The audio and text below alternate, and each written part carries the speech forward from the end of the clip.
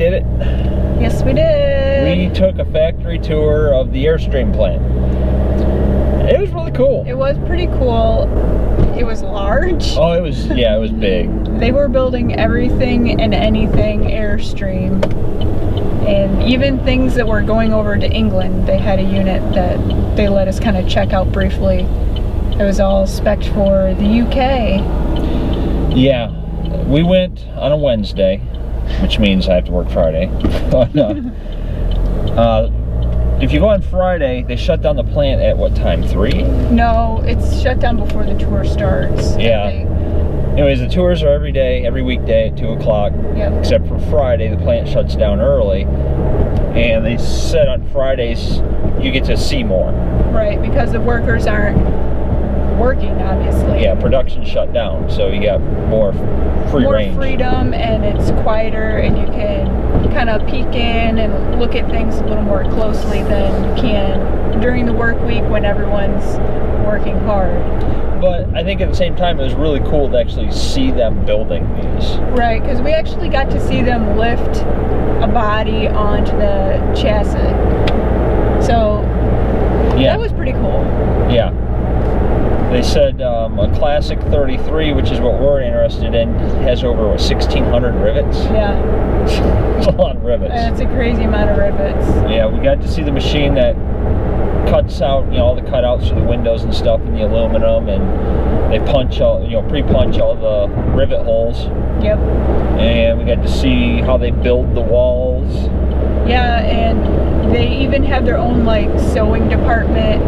Obviously, they do all their carpentry, and they also take the real wood and they laminate it themselves for certain models that have the white interiors. So they do all of that there on site. Yeah, we got to see the wood shop, and there was a lot. It was a lot. It was a lot. And something that people that own Airstreams probably know, but it's kind of new to us, is when they build these things, they put the shell on the chassis first, and then everything goes inside through the door. Yeah. So everything that's in there can come back out. Which is, I thought that was pretty interesting, because there's a lot of things in other units in other campers where you're not going to be able to get in and out of the door, which people have found out the hard way when, let's say their fridge dies, and it just so happens to be large, and there's no way to get it out except in pieces.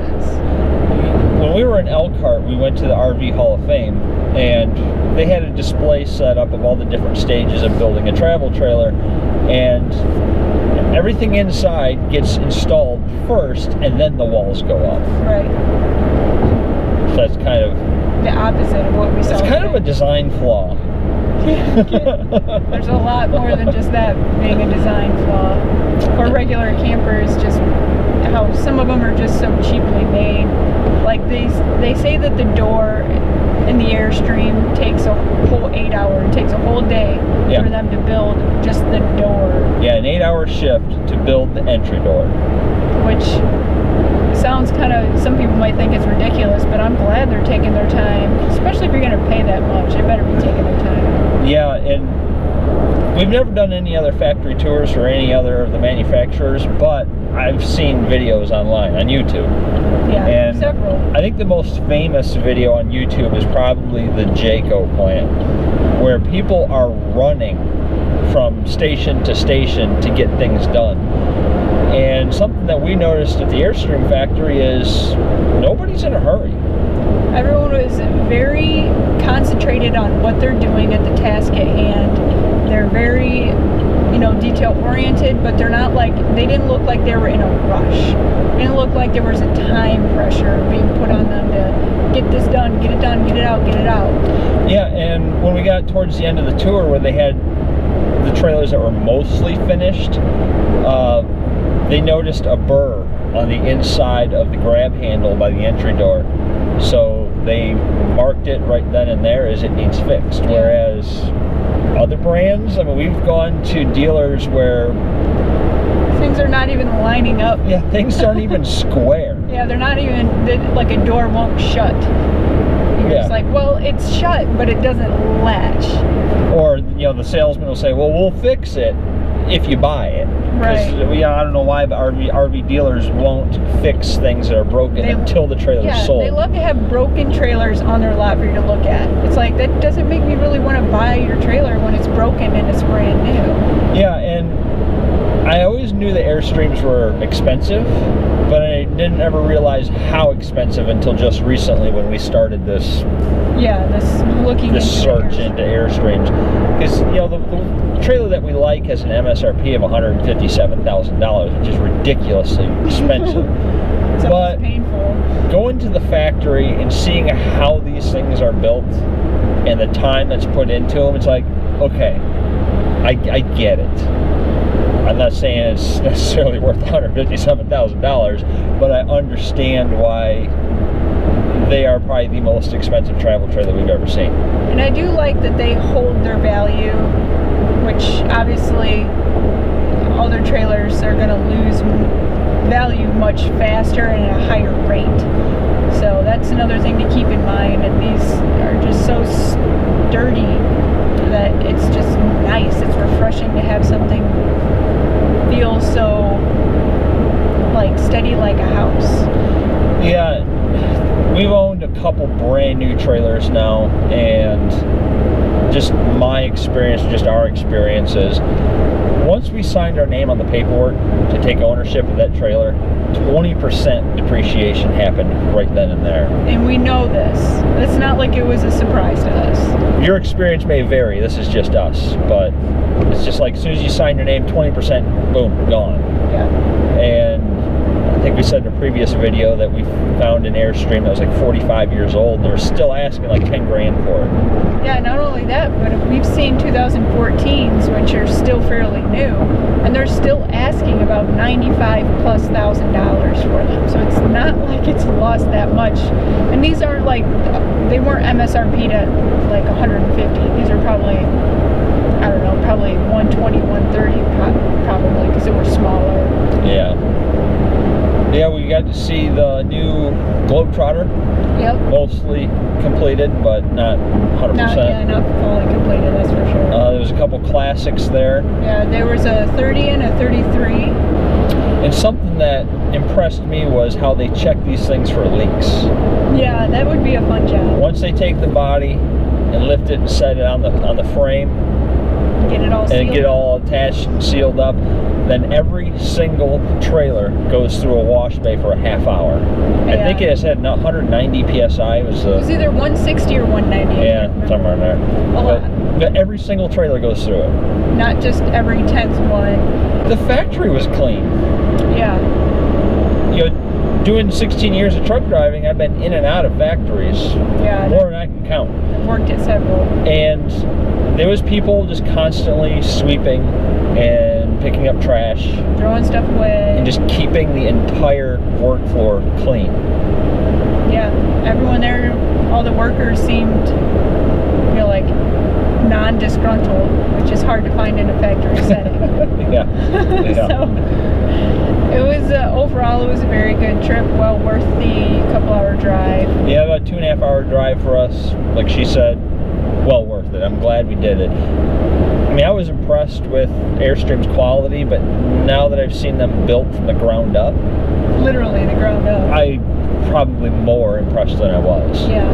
It makes that price tag seem a little less hard to swallow. Right. But, you know, if it's going to be our home, I've said this whole time that I'm really in tune with quality. I want something that's going to hold up. And we know what doesn't hold up because we've owned them all. Yeah, and you know, going back to when we got to see them build all the cabinetry and stuff in the wood shop, they're not using staples and glues. Right. Or glues. Staples and glue. They are using pocket screws. Like a lot of them. Yeah. Yeah, everything was very impressive. It was a good experience, that's for sure. And I would recommend anyone who is interested.